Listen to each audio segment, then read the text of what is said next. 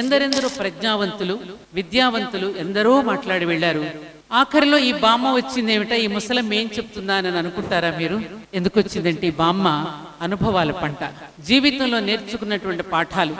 ఏ విధంగా జీవిస్తే జీవితాన్ని సుఖవంతం చేసుకోవచ్చు, సుఖవంతంగా జీవించడం కరెక్టా, అర్థవంతంగా జీవించడం కరెక్టా? చెప్పండి. మీ జీవితాలు అర్థవంతంగా జీవించాలని మీకు ప్రచోదనం చేయడం కోసమే, ఏ వయసులో అయితే మీ మనసు మీ ఇంద్రియాలు అలజడి పెడుతూ మిమ్మల్ని పరుగులెట్టిస్తుంటాయో ఆ సమయంలో గనక సరైనటువంటి ప్రచోదనం గనక మీకు జరిగితే, మీ బ్రెయిన్లో గనక అటువంటి విషయాలను గనక ఒక్కసారి ముద్రింపచేస్తే మీ జీవితాలు ఎంత బాగుంటాయో, కష్టాన్ని కూడా మీరు ఇష్టంగా ఎలా మార్చుకోగలుగుతారు, దుఃఖాన్ని కూడా ఎలా సంతోషంగా మలుచుకోగలుగుతారు అని చెప్పడానికి ఇంతమంది వ్యక్తులు మీ దగ్గరికి వచ్చి మీ అందరికీ కూడా తమ సమయాన్ని కేటాయించి మీ మీద ఉన్నటువంటి ఒక ప్రేమ వాత్సల్యంతో. చిరంజీవులారా, ఒకప్పుడు ఇలా సభలు పెట్టి ఈ విధంగా వ్యక్తిత్వ వికాసం కోసం చేయాల్సినటువంటి ఆవశ్యకత అంతగా మనకు ఉండేది కాదు.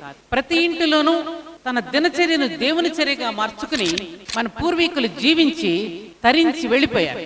కానీ వాళ్ళ ఆధునిక కాలంలో ఉన్నటువంటి ఈ యువతి యువకులకి జీవితం మీద పట్టు కుదరడం, ఆ పట్టు కోల్పోతున్నారు. తప్పు వాళ్ళది కాదు, తప్పు పిల్లలది కాదు.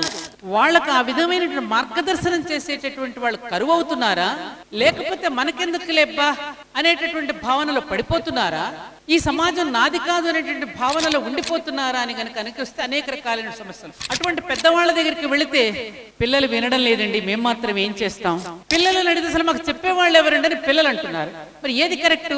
మా ఇంట్లో అమ్మమ్మలు ఉండడం లేదు, నాన్నమ్మలు ఉండడం లేదు, తాతయ్యలు ఉండడం లేదు, పెదనాన్నలు ఉండడం లేదు, మరి మాకెవరు చెప్తారు?